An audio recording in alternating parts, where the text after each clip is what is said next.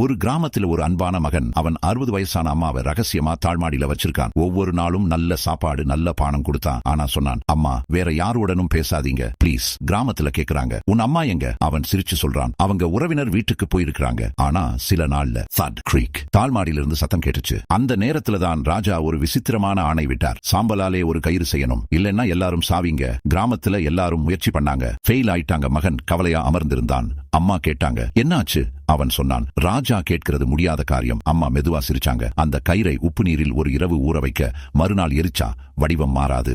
Next morning அவன் அப்படியே செய்தான். வொர்க்ட்! ராஜா ஆச்சரியப்பட்டார். ஆனா மறுநாள் மறுபடியும் புதுசா ஆணை அடி போடாம சத்தம் வரும். ஒரு முரசு செய்யணும். மகன் மொத்தமா கலங்கிட்டான். மீண்டும் அம்மா விட்டம் போய் ஞானம் கேட்டான். அம்மா சொன்னாங்க, ஜொன் சிலை ஃபயர் ஃபிளைஸ் பிடிச்சு முரசுக்குள்ள வச்சுடு.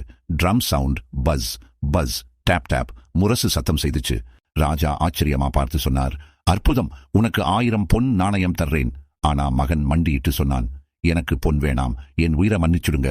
அப்போதுதான் ராஜா புரிஞ்சுக்கிட்டாரு.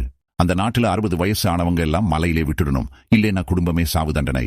ஆனா அந்த மகன் அம்மாவுக்காக சட்டத்தையே மீறினான். அந்த நாளில் ராஜாவே அமைதியாக நின்றார். ஏனென்றால் அம்மாவின் அறிவு ஒரு கிராமத்தையே காப்பாத்திச்சு.